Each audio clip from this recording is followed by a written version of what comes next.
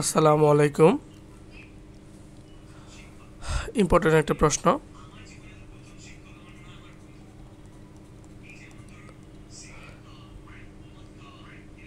একসাথে তিনটা প্রশ্ন দেওয়া আছে সৃজনশীল আকারে। একটি আয়তাকার ঘরের পরিসীমা একটি বর্গাকার ঘরের পরিসীমার সমান। আয়তাকার ঘরের দৈর্ঘ্য প্রস্থের 3 গুণ।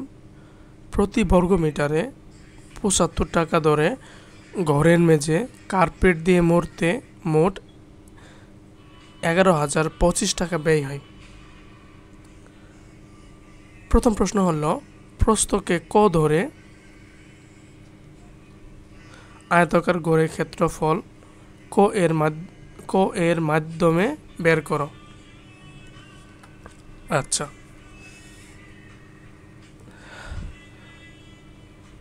ধরি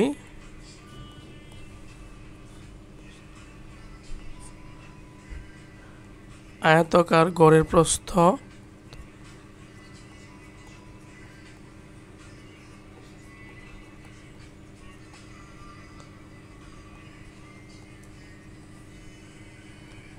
সমান ক মিটার।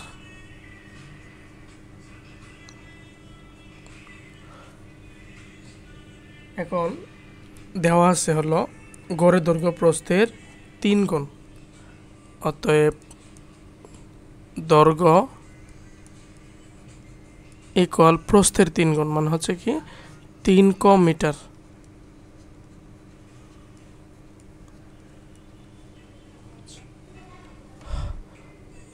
অতএব আয়তাকার ক্ষেত্রের ক্ষেত্রফল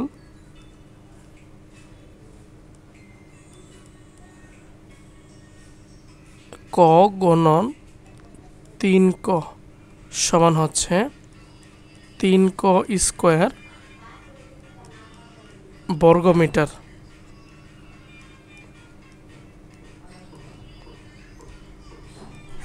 আচ্ছা, এটাই আমাদের কাছে চাইছে ক নম্বরে।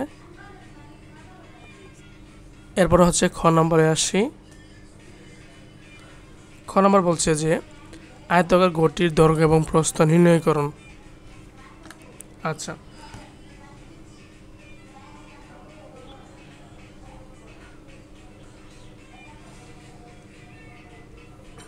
আচ্ছা এটা সহজভাবে করা যায়। আগে লিখে নেই যে ক হতে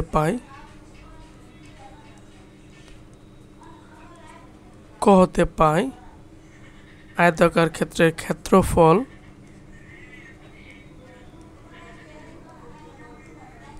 তিন ক স্কোয়ার বর্গমিটার।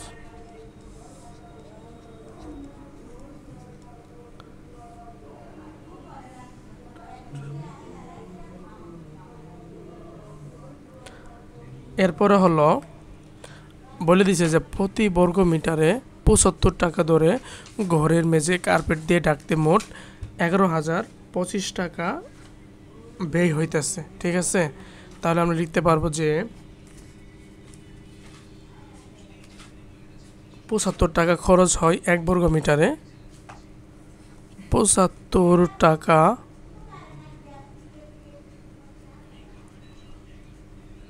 খরচ হয়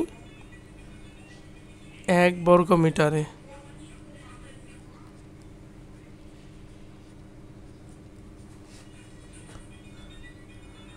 অতএব 1 টাকা খরচ হয় ইকুয়াল 1/75 বর্গমিটার। এখন বলে দিছে হচ্ছে 11,025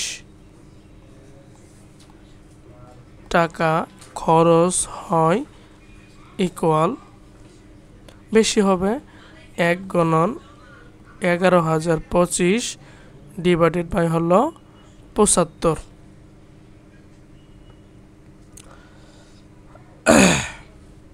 তাহলে এটা ভাগ করলে হবে 147 বর্গ মিটারে 11,025 টাকা খরচ হয়। তাহলে আমরা ওই ঘরের ক্ষেত্রফলটা জানি কত, মানে পেয়ে গেলাম 147 বর্গমিটার।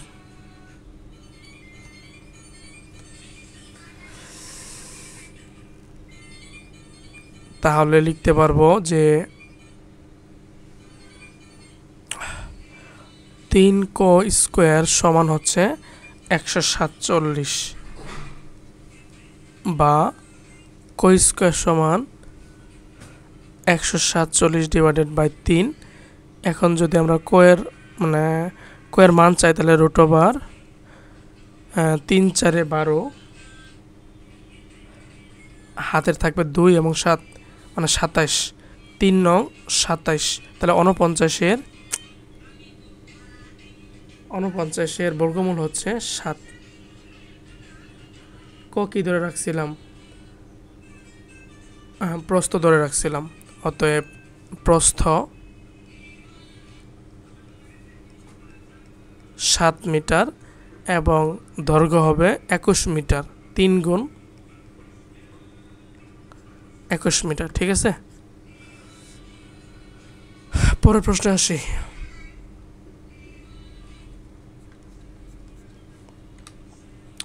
পরের প্রশ্নে বলছে যে 40 সেন্টিমিটার বর্গাকার টাইলস দ্বারা বর্গাকার ঘরের মেঝে ঢাকতে মোট কয়টি টাইলস লাগবে? আচ্ছা, খ হতে পাই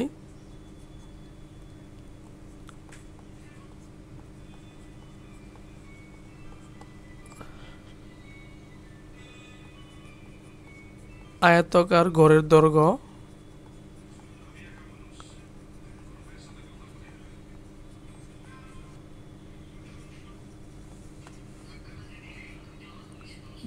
সমান 21 মিটার,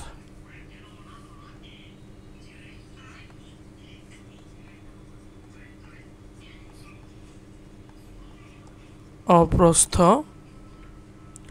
7 মিটার।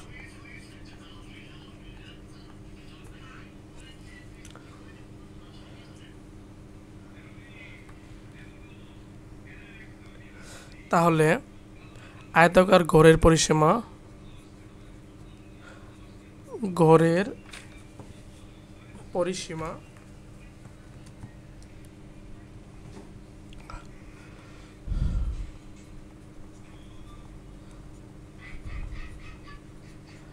সমান 2 ইন্টু দৈর্ঘ্যগত 21 প্লাস প্রস্থ হচ্ছে 7 হচ্ছে 28 দ্বিগুণ হচ্ছে 56 মিটার।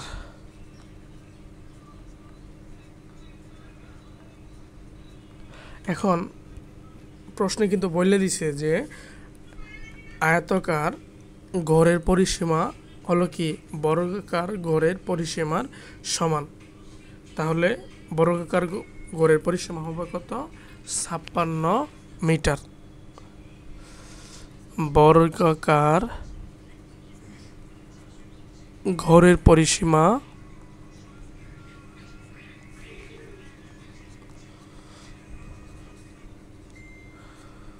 Equal 56 metre.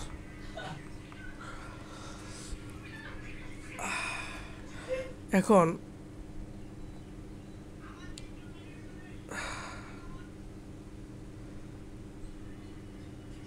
আমরা বের করবো হচ্ছে বর্গাকার ঘরের বাহুর দৈর্ঘ্য।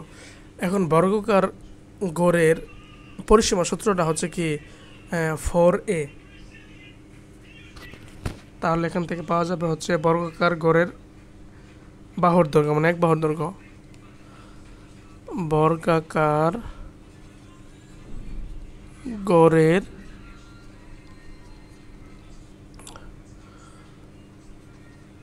এক বাহুর দৈর্ঘ্য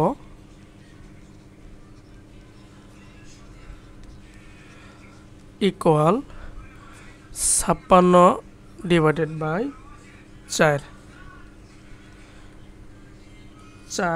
4কে ভাগ দিয়ে ভাগ করলে হবে 14 মিটার। এটা হচ্ছে এক বাহুর দৈর্ঘ্য। এখন বাহুর দৈর্ঘ্য হচ্ছে 14 মিটার, তাহলে মেঝের ক্ষেত্রফল বের করি। ঘরের মেঝের ক্ষেত্রফল ইকুয়াল 14 গুণন মানে 14 মানে ক্ষেত্রফল হচ্ছে কি বাহু স্কোয়ার, এর জন্যই লিখলাম। বারবার দেওয়া যায় তো, যেটা গুণ করলে হবে 196, এককটা হচ্ছে বর্গ মিটার, মিটার মিটার গুণ করলে হবে বর্গ মিটার। এখন আসি হলো পাথরের শর্ত নিয়ে। বলছে যে 40 সেন্টিমিটার বর্গাকার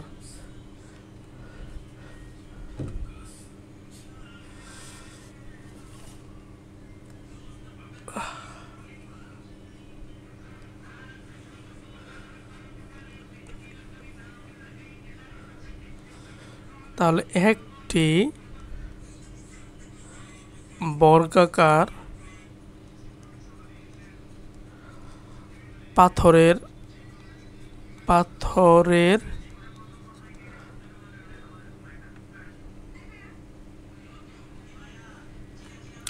একটি বর্গাকার পাথরের দৈর্ঘ্য দেওয়া আছে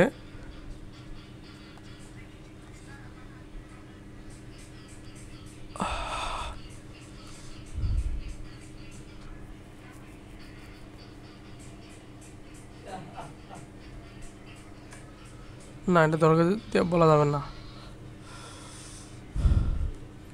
বাজে দিল। আচ্ছা, এই বর্গাকার পাথরের ক্ষেত্রফল ইকুয়াল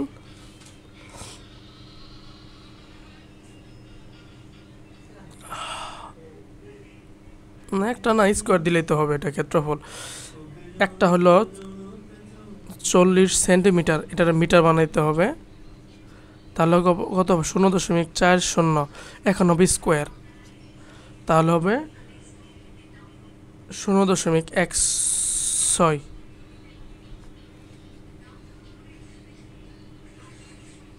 0.16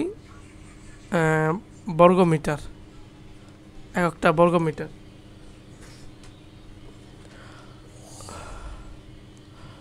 অতএব টাইলসের প্রয়োজন,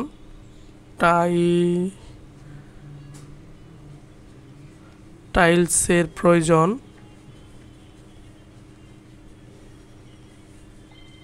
ইকুয়াল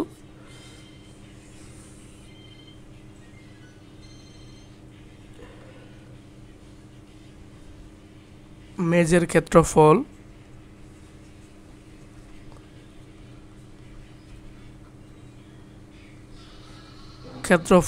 ডিভাইডেড বাই হচ্ছে পাথরের ক্ষেত্রফল।